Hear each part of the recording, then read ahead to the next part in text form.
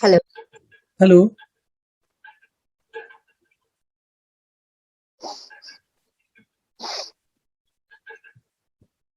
Hello.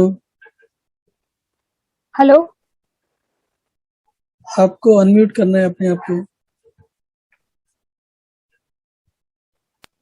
Hello. Hello. आवाज आ गई? हाँ हाँ, हाँ जी। आ गया। आप एक्टिंग भी नमस्ते। करते हैं? नमस्ते। तो अ, बताइए अभी आपका अ, जब भी फोन आया था ना, तो मैं अपने सर से बात कर रही थी, तो फिर मैंने ओके। वहां से फिर आपको फोन लगाया। ओके। अभी आपको करीब करीब महीना भर हो गया है बात किए हुए, या 3 वीक हुए? हाँ, महीना भर 20-25 दिन हो गए होंगे। 20-25 दिन हो गए, तो अभी तक क्या एक्सपीरियंस रहा आपको? नहीं, पहले तो एक्चुअली ऐसा था कि पहले जैसे मैं आपको बताई थी कि मतलब बहुत ही ज्यादा मेरे को गर्ट की दिक्कत हो गई थी। दिन भर डकारे आना और पेट में जलन रहता, एसिडिटी एंड ऑल। अभी तो इनफैक्ट बहुत अच्छा हो गया। लिटरली बहुत रिलैक्स्ड है। यानी अभी भी वो थोड़ा थोड़ा डकारे एंड ऑल आती हैं, कभी ज्यादा पानी हो जाता है या फिर खाने के बाद पानी का थोड़ा अनबैलेंस हो जाता है। आदत नहीं है ना वो एक्चुअली कि पानी नहीं पीने की। खाना खाने के बाद ऐसा है कि वो चला ही जाता है पानी, तो फिर उससे क्या होता है, थोड़ी सी दिक्कत हो जाती है। बट नहीं, अभी अभी आदत लग गई है। सो जैसे आप बोले थे कि वो bowel movements restored and all हो जाते हैं, ठीक है, वो सब हो गया है। It's just like oh gosh, so relief, बहुत बहुत ज्यादा रिलीफ है अभी तो। अभी वेट एक्चुअली बढ़ नहीं रहा है ना। तो अभी आज हम्म, जैसे आपने बोला था कि लाइक 1-2 महीने लगेंगे, उसके बाद बढ़ना चालू होगा। तो हाँ। अभी तो देखते हैं, तो देखते हैं कब बढ़ना चालू हो जाता है। और आपके फादर भी कर रहे हैं? नहीं, डैडी एक्चुअली अभी नहीं कर रहे हैं। बिल्कुल भी नहीं उन- कर रहे? उनका अभी दवाई चल रहा था, तो वो अभी मेडिसिन पे ही है। ओके। बट फ्लूइड रेस्ट्रिक्शन या वॉक एंड रेस्ट कुछ भी चालू नहीं किया दोनों में से? मैं तो दोनों करती हूँ। नहीं नहीं, आपके डैड का?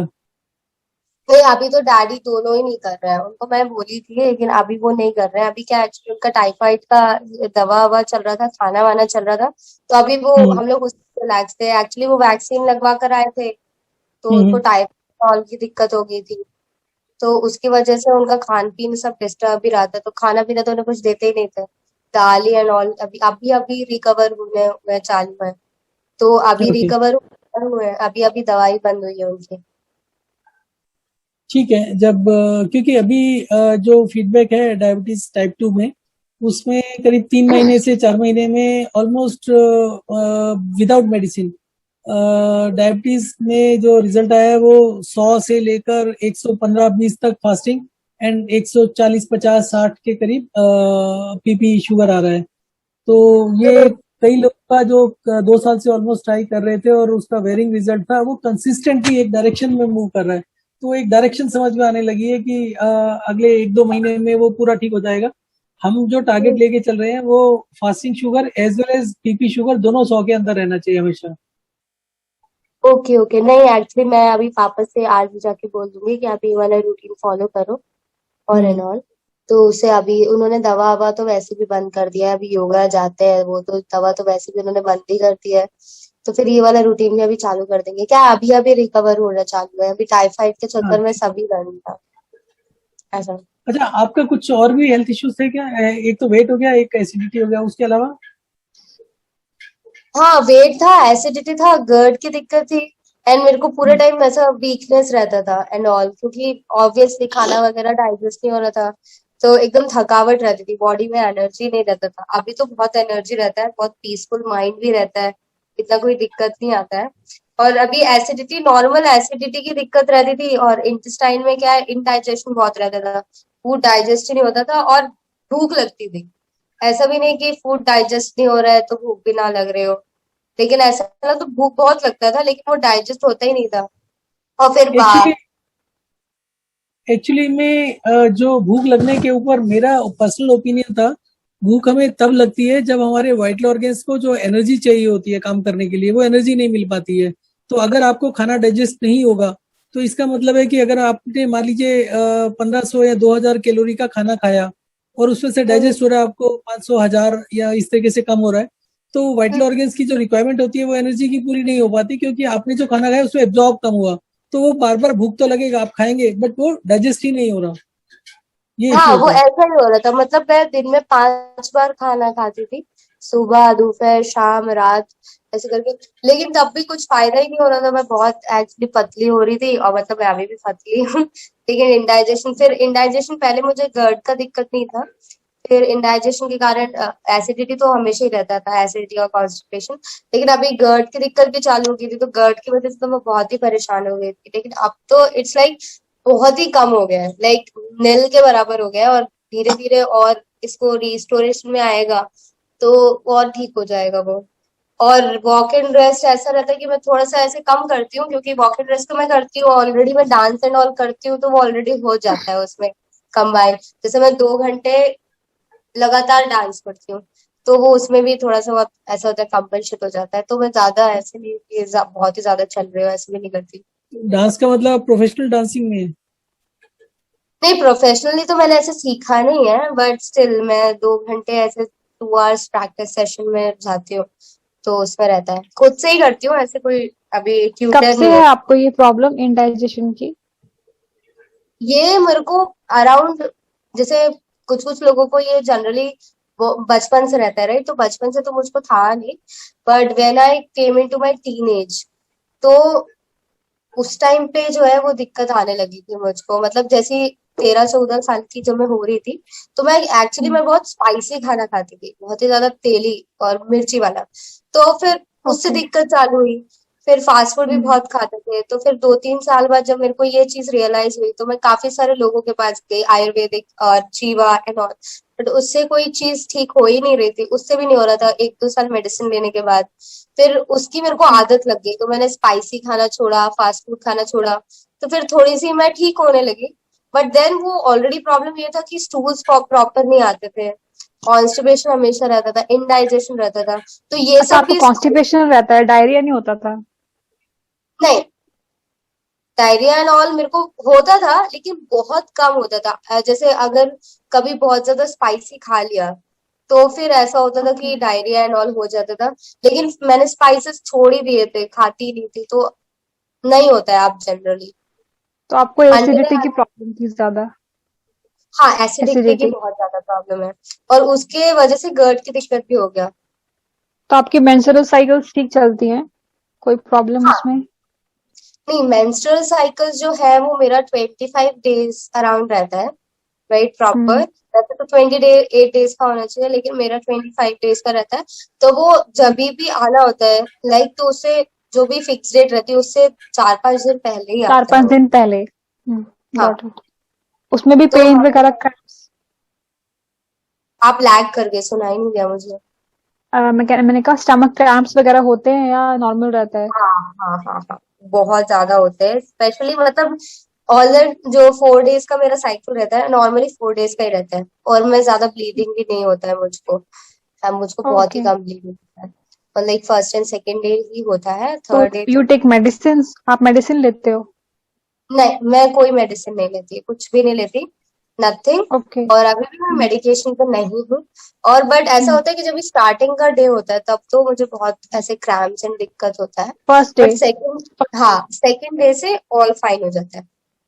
Second day third day okay. मुझे तो दर्द नहीं होता, तो ऐसा। अभी आप ये जो वॉक इन रेस्ट और हाइड्रेशन डिहाइड्रेशन करेंगे, तो मुझे हम्म, लगता है कि जैसे इसमें आपको पीरियड्स में भी काफी रिलीफ मिलेगा, क्योंकि मैं भी हम्म, काफी टाइम से कर रही थी।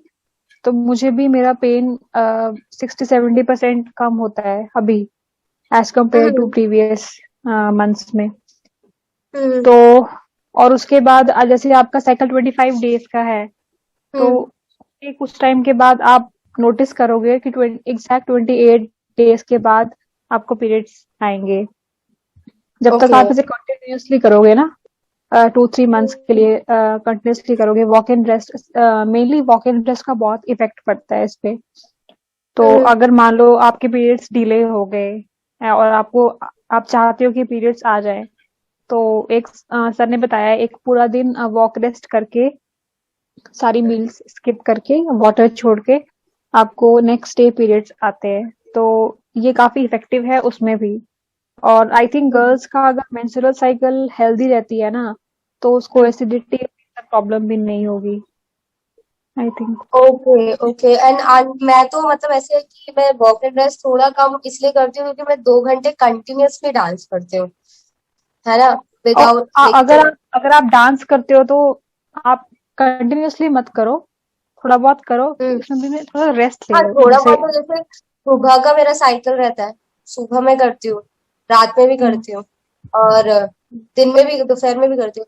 दोपहर में नहीं करती, दोपहर में और शाम को मेरा क्या 2 घंटे का सेशन हो जाता है कंटिन्यूअसली, तो फिर वो हम्म। आई थिंक इक्वल हो जाता है, इसलिए दोपहर और शाम नहीं करती हूँ, नहीं सुबह नहीं, और मेरा रात में। मतलब ये है कि आप कंटिन्यूअसली 2 आवर्स तक रेगुलर नहीं करना है डांस, अच्छा। कंटिन्यूअसली नहीं करना है। अगर आपका सेशन 2 आवर्स का है, तो आप 15 मिनट डांस कर लो, 10 मिनट रेस्ट कर लो। मैं वो कह रही हूँ, कंटिन्यूअसली आपको एनर्जी आप वेस्ट करोगे तो आपको आपका मेटाबॉलिक रेट और नीचे जाएगा। तो उसमें रेस्ट बहुत इंपॉर्टेंट है, आपको एनर्जी सेव करनी है, हम्म समझ रहे हो? आपको रेस्ट भी हम्म। करना है उसमें, कंटिन्यूअस एक्टिविटी कोई भी नहीं करनी है। Okay okay. हाँ, तो बाकी फिर ठीक सर। है। जैसे मैं, ऐसा रहता है कि मेरा सेशन रहता है तो जैसे मैं 3-4 गानों पे एक बार डांस करती हूँ, एंड देन उसके बाद थोड़ा सा रेस्ट, और उसके बाद दोबारा फिर थोड़ा सा रेस्ट, लाइक इस तरीके के 2 घंटे तक चलता है। और लेट के आप रेस्ट करना अगर हो सके तो बेड पे, हम्म। नहीं, रादर लेट देन के तो सिटिंग। नहीं हो पाता है। एक्चुअली क्या होता है, उस टाइम पे मैं लाइव रहती हूँ, मतलब, ओके। है ना, तो वो उस टाइम लोगों से इंटरेक्ट करना पड़ता है, तो उनके सामने डांस भी करती हूँ, ऐसे रिहर्सल्स एंड ऑल ओके। चलती रहती है, और फिर उनसे बात करती हूँ, ऐसा रहता है। तो ओके। लेट के रेस्ट करना तो पॉसिबल ही नहीं है। आपके स्पेक्स का ओके। नंबर क्या है? हाँ, आपके ग्लासेस का नंबर क्या है? ये नंबर वाले नहीं है एक्चुअली। ओके। हाँ, ये ओके ब्लू आपको कार्ड, ये ओके ब्लू कार्ड आपको वाले हैं तो। हाँ, मतलब बेसिकली जब भी ये क्या कहते हैं, फोन वगैरह मैं यूज करती हूँ तभी इसको पहनती हूँ, नॉर्मली मेरे को कोई चश्मा नहीं लगा हुआ। और आपको डैंड्रफ और हेयर्स का कोई इशू नहीं है? है, बहुत है, मतलब ऐसा है कि मेरे बाल आधे हो चुके हैं, बहुत ऐसे झड़। आप बताइए डैंड्रफ और बाल इसका हेयर तो फॉल का। बहुत ही अच्छा सॉल्यूशन है हमारे पास, हेयर फॉल का। हाँ, तो मतलब बहुत ऐसे बाल बहुत झड़ रहे हैं। जैसे ये प्रॉब्लम मेरे को चालू थी 2-4 साल पहले, मतलब जब एसिडिटी एंड ऑल की दिक्कत चालू हुआ था, तभी से ये डैंड्रफ एंड ऑल भी चालू हो गया था। तो डॉक्टर बोले कि जब आपका डाइजेशन एंड ऑल ठीक हो जाएगा तो आपकी हेयर ग्रोथ भी हम्म। अच्छी हो जाएगी। फिर मैंने हम्म। हेयर का ट्रीटमेंट भी लिया, लेकिन उससे भी कुछ नहीं होता है, हेयर फॉल हो ही रहा है। तो फिर उसमें मैंने ध्यान देना ही छोड़ दिया, मैंने कहा ओके, हो रहा है हो आप रहा है। कितनी बार अपने हेयर वॉश करते हैं? हफ्ते में 2 बार, एक बार ही करती हूँ, ज्यादा नहीं आपको ना करती। डेली हेयर वॉश करना चाहिए। मतलब ऐसे साबुन, वो शैम्पू से। नहीं, आप शैम्पू यूज करते हो? हाँ। अ, आप डेली हेयर वॉश करके देखो और शैम्पू अवॉइड करो। हो सके तो सोप यूज कर लो, लेकिन आपको ना थोड़ा मसाज करना पड़ेगा हेयर्स पे, जैसे ऐसे ऐसे हल्का हल्का हल्का हम मसाज करते हैं ना, हम्म। फिंगर टिप से। और आपको आप ऑयल यूज करते हैं? मैं मतलब पहले हाँ। करती थी, अब नहीं करती। ओके। तो बेसिकली मुझे लगता है कि आप ना डेली हेयर वॉश नहीं करते हो, तो आपका ब्लड सर्कुलेशन नहीं होता है। तो आपको हल्का हल्का ऐसे फिंगर टिप से ऐसे ऐसे मसाज करना है, मतलब 5 मिनट के लिए। और एक दिन में अगर आप 8 या 9 बार ऐसे कर लें और डेली हेयर वॉश करें तो ये प्रॉब्लम ठीक हो जाएगी। हेयर फॉल की, ठीक है, तो हाँ। मैं रोज नहाते वक्त ही आई नॉर्मली मैं मसाज कर लूंगी। मैं आपको बताता हूँ, देखिए जो आपको मसाज करना है ऐसे करके, हम्म ऐसे सर झुकाकर ऐसे कर लीजिए। आपके सर में जो डेंड्रफ है वो नीचे गिर जाना चाहिए, दैट्स वन।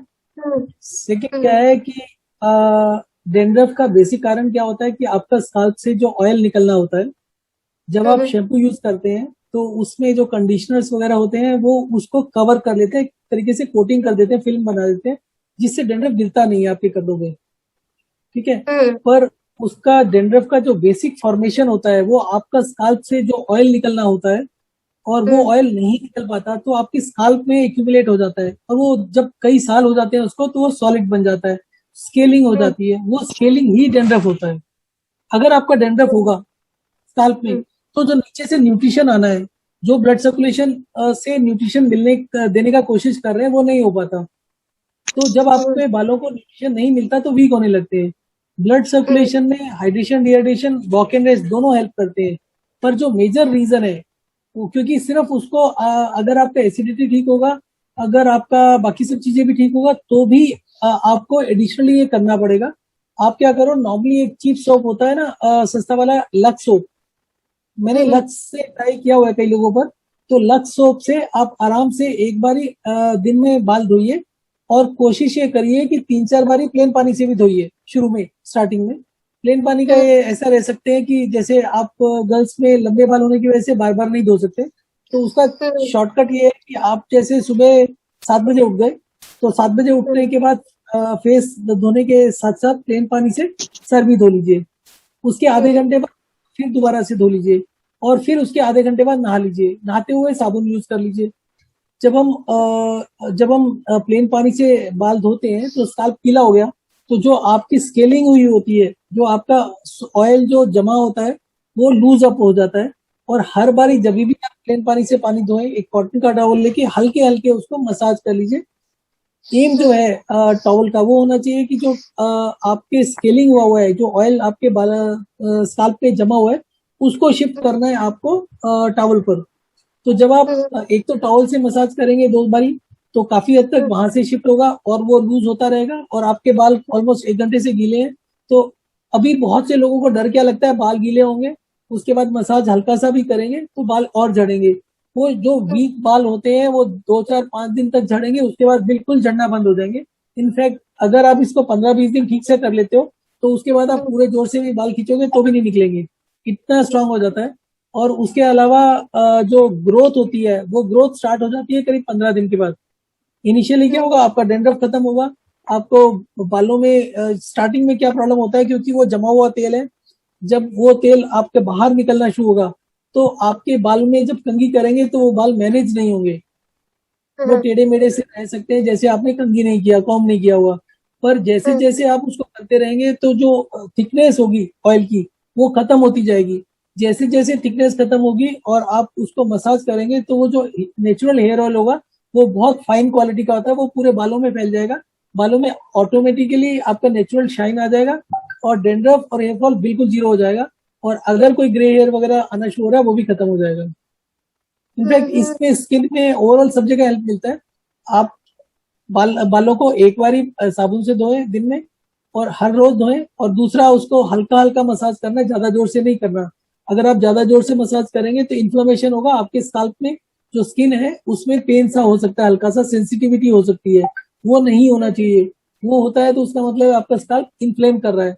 इन्फ्लेमेशन का मतलब है स्वेलिंग हो गई, और इन्फ्लेमेशन के बाद में जो नेचुरल ऑयल का निकलने का प्रोसेस होता है वो खत्म हो जाएगा। तो आराम से करना है, जल्दबाजी नहीं करना।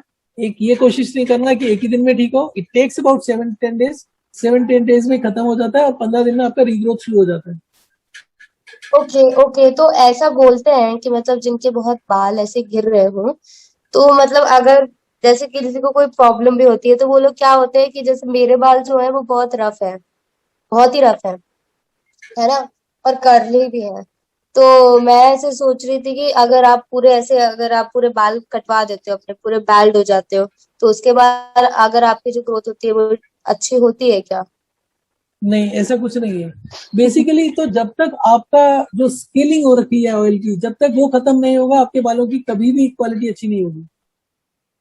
हम्म बेसिक डेंड्रफ को साइंटिस्ट बोलते हैं फंगस वगैरह, पर हमें फंगस है या क्या नाम है उससे मतलब नहीं है। हमें तो मतलब है कि बाल अच्छे होने चाहिए। हम्म और ये चीज मैंने भी ट्राई किया हुआ है। अच्छा, आप बोलिए, सॉरी। अरे बेसिकली स्केलिंग की वजह से ना जो नेचुरल ऑयल है वो नहीं, उसका न्यूट्रिशन नहीं मिल पा रहा हेयर्स को, इसीलिए हेयर फॉल ज्यादा होता है। और तो इनिशियली अगर मान आपका हेयर लीजिए, फॉल हाँ, जैसे मान लो कि मैं, अगर मेरे बाल तो ऑलरेडी बहुत झड़ चुके हैं and I was planning to go bald, right, कि मैं हो जाऊंगी और उसके बाद थोड़े से अच्छे बाल आए, या मैं उसके नहीं बाद ये वाला जो प्रोसेस आप बता रहे हो इसको कंटिन्यू करूँ, तो लाइक है ऐसा कि और अच्छे बाल, बिकॉज मेरे तो लाइक मेरे बॉर्न फ्रिजी हेयर्स है, लाइक वैसे ही फ्रिजी है एंड ऑल, मतलब ऐसा ही है कि फ्रिजी है ही वो। आपको बाल होने की जरूरत नहीं है, ऐसे ही ठीक हो जाएगा। ओके। लास्ट तो ईयर मेरे बाल ऐसे आते थे हाथ में, और मैं ऐसे करती थी और ऐसे निकल जाते थे। लिटरली मेरी बहुत बुरी हालत थी। तो मैंने डेली हेयर वॉश करना स्टार्ट किया और मैंने मसाज कंटिन्यू किया, तो अभी मेरा हेयर फॉल बहुत कम हो चुका है। तो आप ये ट्राई कर सकते हो। ओके, तो मैं तो कल से ही चालू कर दूंगी। और अब नेक्स्ट इसका और फीडबैक देना है 14 दिन के बाद क्या हुआ। हाँ, हेयर का हेयर।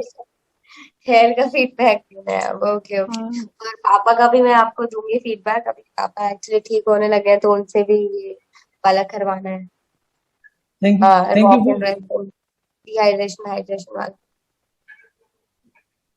वो वाला। बाकी मुझे तो बहुत रिलीफ है, इट्स लाइक ओ गॉश, हम लोग इतना मतलब डॉक्टर के पास जाने का सोच रहे थे कि कौन से डॉक्टर के पास जाएं, बिकॉज नॉर्मली जब भी हम लोग डॉक्टर के पास जाते हैं, मैंने बहुत बड़े बड़े डॉक्टर्स को भी दिखाया है, तो बेसिकली वो बोलते हैं कि तुम्हें कुछ नहीं हुआ है, तुम्हारे मन का वहम है। तो मैं बोलती हूँ तो वो ऐसे ही बोलते हैं। तो और वैसे जनरली क्या होता है कि आपको बहुत दर्द एंड ऑल वो, तो मैं उनको, वो मुझसे पूछते हैं कि आपको बहुत दर्द होता है क्या, तो मैंने कहा इतना मुझे कोई सीवियर पेन किसी भी चीज में नहीं होता है, बट ऐसा है कि मेरे को स्टूल्स प्रॉपर नहीं आते हैं और एसिडिटी एंड ऑल रहता है, तो बोलते हैं नहीं आपको मन का वहम है, आपको कुछ नहीं हुआ है, और ऐसा बोल के कुछ कुछ मेडिसिन पकड़ा देते हैं।